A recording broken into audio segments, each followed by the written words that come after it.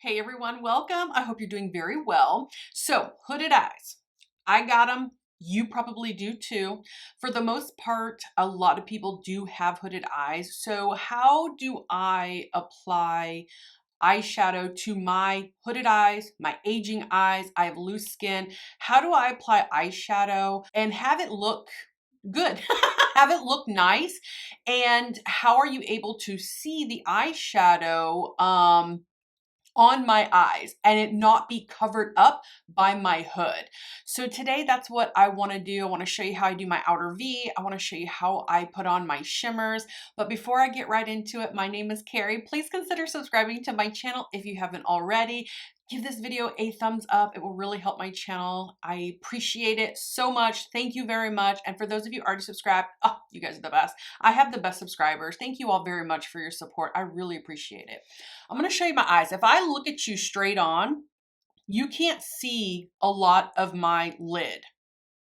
If I go like this and really like lift up and then even look down, now you can see my lid, but nobody walks around like that. But if you look at me straight on, now you can't see very much of my lid. The hood of my eye covers up my crease and it covers up most of my lid. A lot of loose skin right here. The hood of your eye is covering, for me anyways, covering my crease and most of my lid. So the goal is that you want to see the eyeshadow that you're putting on your lid in your crease. You want to be able to see all of that and not have it covered up by your hood. There are several techniques that people do use, but I'm just going to show you what has worked personally for me. Basically, everything that I do, I take up a notch. I just bring it up. And you say, well, how do you do that, Carrie? How do you know where to bring everything kind of up? Again, there's a lot of techniques for that as well. But the one that has kind of worked for me is the concealer kind of trick. So my eyes are already primed. I already have the Urban Decay Primer Potion. That's another thing, you guys. If you don't have a good, or if you're not using a primer at all, I would highly recommend using a primer. It will help your eyeshadow from creasing and from fading throughout the day. I'm gonna put the concealer on my eye, just like a little bit right here. And now I'm gonna blink. And it's gonna transfer. You see how it transferred? So now I know I have kind of a guide of where I need to bring everything up. So my crease color, my crease shade, whatever I'm gonna do in the crease, is gonna be right above this line, where normal people's transition probably should be. That is where I'm going to create or make a new crease for myself. So I'm just basically bringing everything up. You can see where my actual crease is right here. And you can see how that concealer is just right above that. So that is a trick that you can try. I'm going to take this off so that way I don't leave it on and trigger everybody during my video. Like, why didn't she blend that out or take it off? Hold on. All right, there we go. It's blended out. Most of it's off. It's blended out. So that's one way. Another way is you could just freehand it. I mean, literally, you can just freehand it and just do everything, you know, a little bit higher than your crease. But if you're like me, you need a guide. I like to color within the lines. Like, I need a guide. All right, so let's just get into it. So I'm going to use the Morphe Golden Seeker palette. Yeah, is that what it's called? Golden or Gold Seeker? No, just Gold Seeker. Keep calling it Golden Seeker. Great palette. It'll help prove my point because there is a variety of different formulas in here. There's mattes, there's metallics, and there is shimmers. So the first thing that I'm going to do is I'm going to take a rougher 16. I always start middle and work down. If you guys have noticed, some people will start with their lid shade first, and that is fine. It doesn't matter what order you go in. But anyways, I'll show you what I mean. So I'm going to go into this shade right here. It's called Sense and Sensibility. I'm taking a rougher 16. It is a fluffy brush, perfect for diffusing. And I'm going to take that shade. Now, I do like to start my eyeshadow. If you guys have been watching me a while, you know I do this all the time. I always start it in my crease. I will stamp it in and then I'll start to blend it out. And I'm going to take this as my transition and I'm going to blend upwards almost to my brow bone. And my brow bone is just literally right underneath my eyebrows. I'm not taking this quote unquote transition shade all the way up to my brow bone. I'm taking it almost there, but I'm also diffusing it and blending it out in my crease, in my transition. There we go. My transition shade is on now. So now I'm going to take another brush. I'm going to take a smaller brush. Do you see how this is a lot smaller? This is a Rephr 15 mini, and then this is a Rephr 16. It's just a smaller fluffy brush. It's dirty. I know. I was too lazy to clean it. Okay. But it's perfect for getting now right into where my crease is. Now, when I apply this shade, let's see, what shade do I want to go into? Let's go into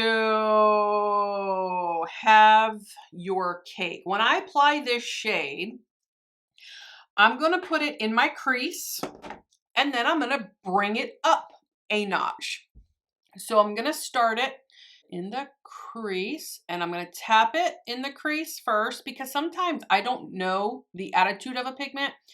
Is it a little bit more hard to blend out? Is it going to be super intense? Is it not intense? But once I've placed the shade in my crease, now I can start to blend and I'm going to blend upwards a little bit, thus creating a new crease color. Not all the way up to where I put that transition color, just right underneath it. Okay, you can still see my transition color and now you can see my crease color. Now I'm going to take the first Rephr because y'all know I'm an overblender. I'm an overblender. It's what I do. And I'm just right above it, right here. I'm not blending out my crease yet. Okay, naturally those two moves right there are almost carving out my outer V. I don't know if you guys can see that or not. Yeah, now let's go in there and make that outer V. So again, I'm going to get a small fluffy brush. This is a Rephr 14. This is specifically for hooded eyes. Rephr brushes are incredible, you guys. One little side note that I do want to make about brushes. A good set of brushes is very needful for somebody who is already established in makeup. If you are a beginner and you have no idea how to put on makeup yet, you don't have a foundation, you don't have a technique down yet, you might just be very clueless. Like I was when I first started. Go cheap with the brushes because a good brush without a good technique or an understanding of how to apply eyeshadow on your eyes isn't going to help you apply better eyeshadow. You have to get a good technique down. Then you can start working your way up to the more expensive brands. Kind of you're figuring out what works for your eye shape. And then you build from there. But if somebody who is established in makeup already, you guys need to have a very good set of brushes because it's kind of like a game changer, especially for the hooded eyes. These Rephr brushes, oh, amazing. So now I'm going to go into this shade right here. It's called Fancy That. I'm going to take that shade. I'm going to start to now do the outer V. I'm going to tap off because you can always add more. You can always build up. It's always better to do that than having to try to blend and take away. Now, if I were to take a real fluffy brush, like let's say the 16, and try to carve out that outer V, I might be able to do that because I have a little bit of skill under my belt. However, a fluffier brush is going to diffuse color all over the eye versus a small brush like this. You have a lot more control of where you want that shade to go. So when I do my outer V, I don't ever start out here first. I start here and then work my way out. I start here and now I'm working my way out. Okay, and now I'm just going to continue to kind of blend and put that shade right here and make that outer V. So I've placed the shade down. Now I need to go in there, I need to clean it up. And I always put my eyeshadow on with my eye open. I never put eyeshadow on like this. I always put it on with my eye open because remember, I'm still taking this V that I'm making up a notch because I need you to see this over my crease, over my hood, because we're making and creating new areas of where to put the eyeshadow so that your eyes do not appear. What the heck is on my nose? You guys, I'm sorry, I have eyeshadow on my nose, dark eyeshadow. All right, anyways, so now I'm going in there and I'm applying this V-shape pigment here, this darker, right over my crease. As you can see, if I were to close my eye, you guys can see how much there is a gap right here. Okay, so now I'm just gonna kind of shape up and I'm gonna take some of this shade, just a personal preference. You could take any shade. You don't have to use the same shade underneath your lower lash line that you're using for your outer V, but I'm also using it as a guide to connect, to help shape that outer V as well.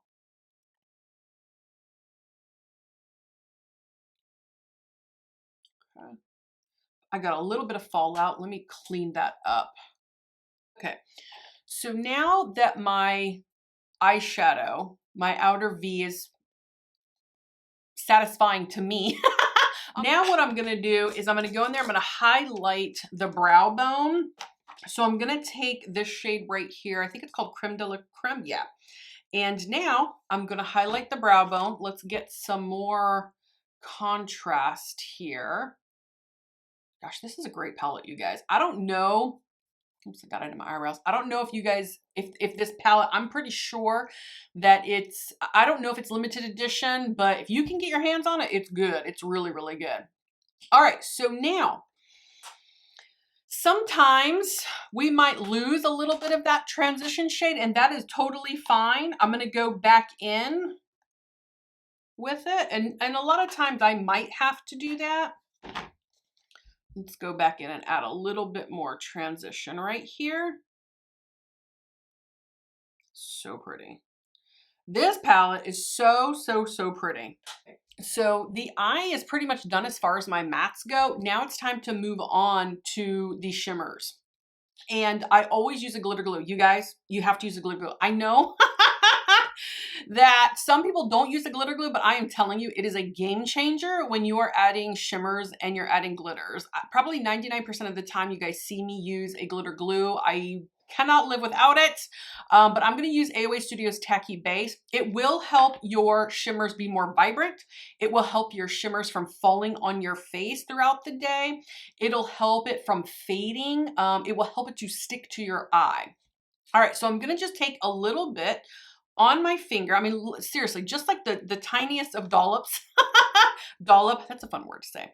And I'm going to place that on my eye. Now at this point, when I place my glitter glue, I do open my eye quite a bit because I am going to place that glitter glue and I stamp it on. And I'll put some in my inner corner. I even bring it up into my crease and even into my transition, because even with those shades, I'm bringing those up a notch as well. So no matter what you do on your lid, if you put a metallic or if you go straight in with a shimmer, my technique is still always the same. So what I'm gonna do is I'm gonna take my finger and I'm gonna go into, gosh, there's so many pretty shades in here. The obvious choice would be this one. So let's just do it for the sake, because you'll be able to see it like real good. And I'm going to put that on my eye with my finger. Fingers are very valuable tools, but if you're more comfortable with a brush, that's fine. Then just use a brush if that's a technique that works for you. But for me, my finger works really good. And I'm gonna just put that on my lid, and it is just so beautiful. And I'm gonna continue to stamp it on and just kind of push it into the eye. I will take it in my crease. If it gets up on my hood transition area, it does not matter at all. And I'm just gonna keep placing. If you have to go in and add a little bit more, then just do that.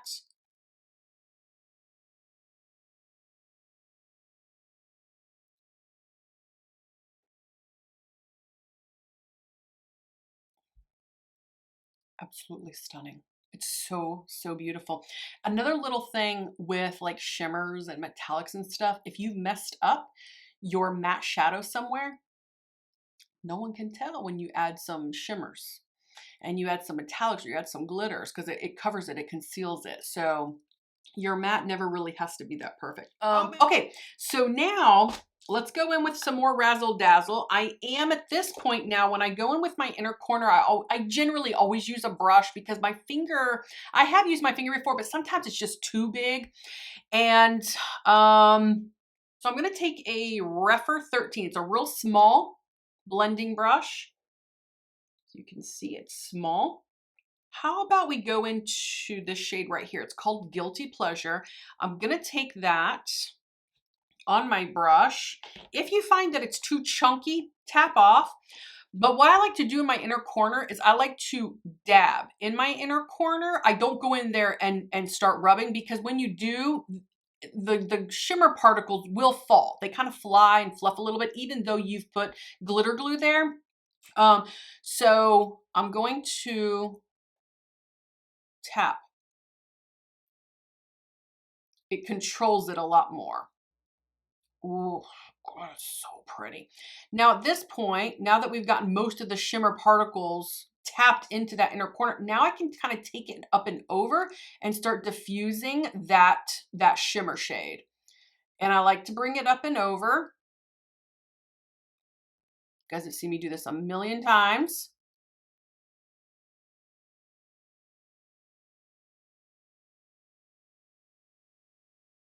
I don't veer too far away from my comfort zone. Wow, beautiful. Now that looks stunning. If you're looking at me straight on,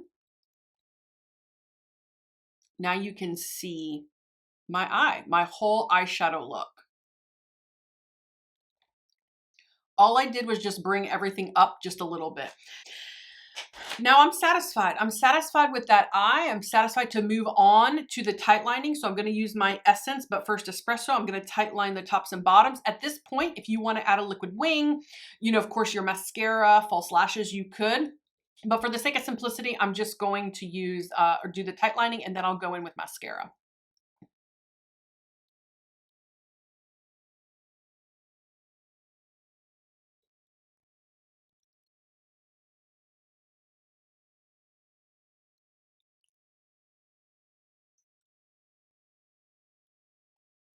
There we go. Tight lining is done.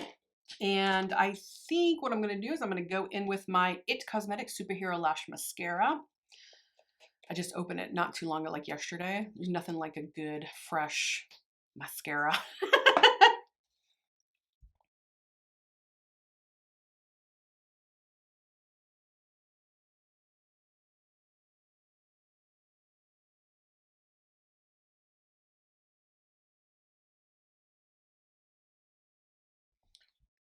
Okay, guys, the mascara is on. The eye is done. It looks absolutely beautiful. Not only is that palette gorgeous, but the quality is really, really good. I'll show you the eye a little bit.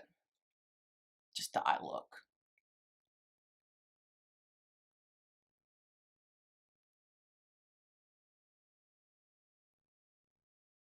Okay, you guys, so that makeup look, that eye, it's complete. That is how I apply my eyeshadow.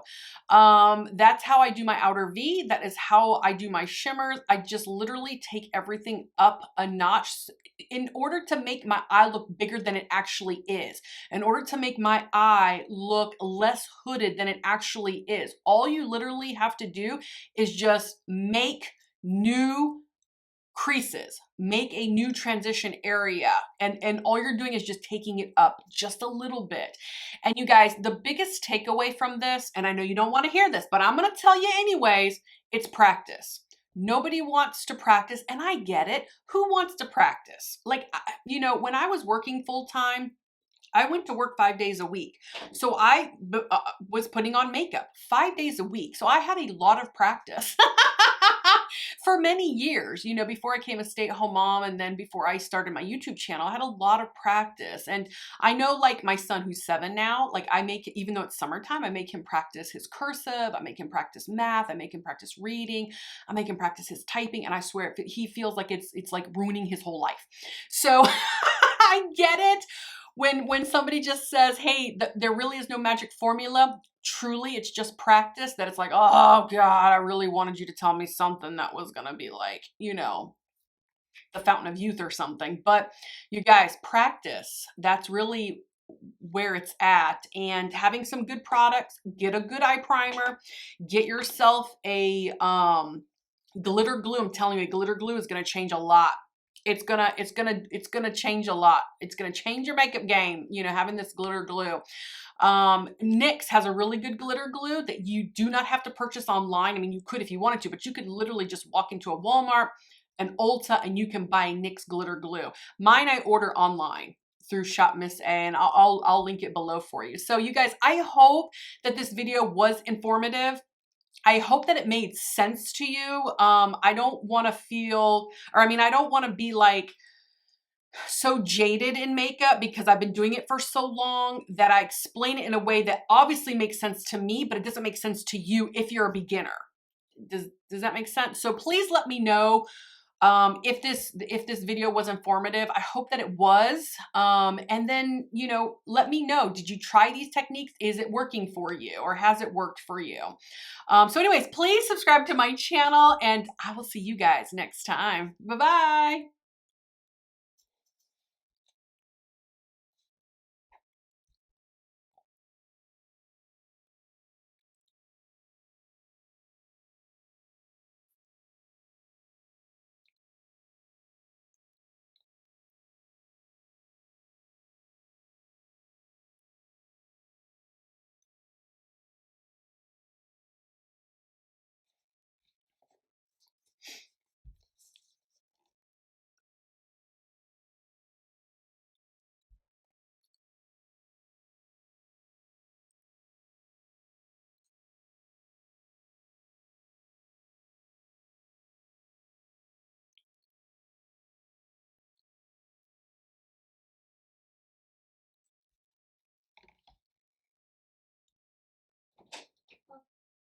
Yep.